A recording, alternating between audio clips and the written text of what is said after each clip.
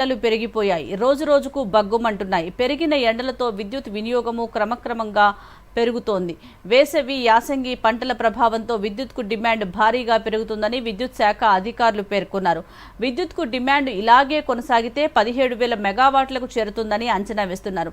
అయితే డిమాండ్ పెరిగినా అవసరమైన మేరకు సరఫరా చేసేందుకు సిద్ధంగా ఉన్నట్లు విద్యుత్ శాఖ అధికార వర్గాలు పేర్కొంటున్నాయి. దీనిపై ఇప్పుడు మరిన్ని వివరాలు చూద్దాం.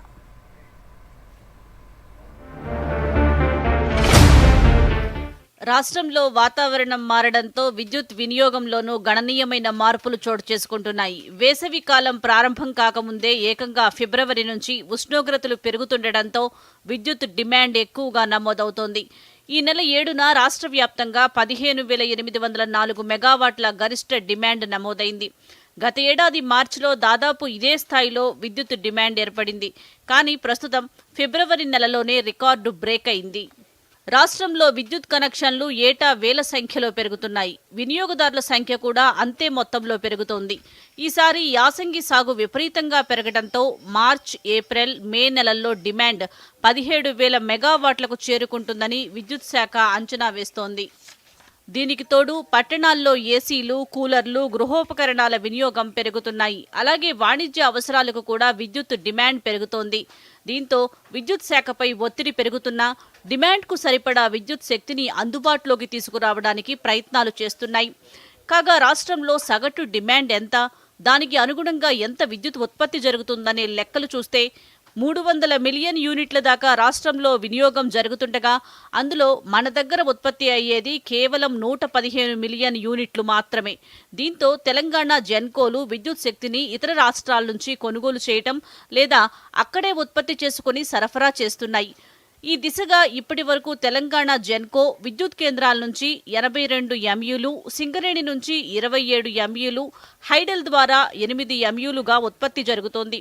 దీంతో సెంట్రల్ జనరేటింగ్ స్టేషన్, సీజేఎస్ సహా వివిధ పవర్ ఎక్స్చేంజీల నుంచి సుమారు 185 ఎంయూల దాకా కొనాల్సి వస్తోంది.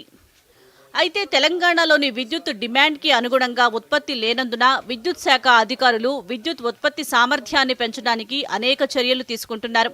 అందులో భాగంగా గడిచిన 10 ఏళ్లలో జెన్కో సామర్థ్యం 1880 మెగావాట్లు పెరిగింది. తెలంగాణ వచ్చాక 1,080 మెగావాట్ల కెపాసిటీతో భద్రాద్రి థర్మల్ ప్లాంట్స్, 4,000 మెగావాట్ల సామర్థ్యంతో యాదాద్రి పవర్ ప్లాంట్ల నిర్మాణాన్ని అప్పటి బీఆర్ఎస్ ప్రభుత్వం చేపట్టింది.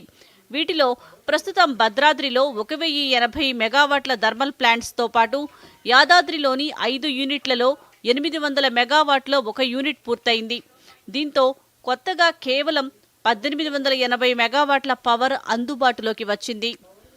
గతంలో తెలంగాణలో జెన్కో విద్యుత్ ఉత్పత్తి సామర్థ్యం 5,405 మెగావాట్లు ఉండగా ప్రస్తుతం 7,285 మెగావాట్లకు చేరింది. అయితే 15,000 మెగావాట్లను దాటుతుండటంతో బయట కొనుగోలు చేయక తప్పటం లేదు. రోజురోజుకు డిమాండ్ అమాంతం పెరుగుతుండటంతో ప్రభుత్వం రంగంలోకి దిగింది.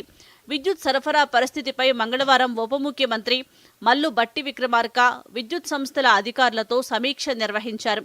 డిమాండ్కు తగ్గట్లుగా విద్యుత్ను అందిస్తామని భట్టి విక్రమార్క అన్నారు. విద్యుత్ వినియోగం పెరుగుతుండటంతో ప్రజలు ప్రత్యామ్నాయ పద్ధతులు పాటించాలని అధికారులు చెబుతున్నారు. ఈ ఎండాకాలంలో విద్యుత్ వినియోగంతో ప్రజలు అప్రమత్తంగా ఉండి అవసరమైన మేరకే విద్యుత్ ఉపకరణాలు, ఇతర ఎలక్ట్రానిక్ వస్తువులు వాడాలని, విద్యుత్ను దుబారా చేయకూడదని సూచిస్తున్నారు. Bureau report, Doordarshan news.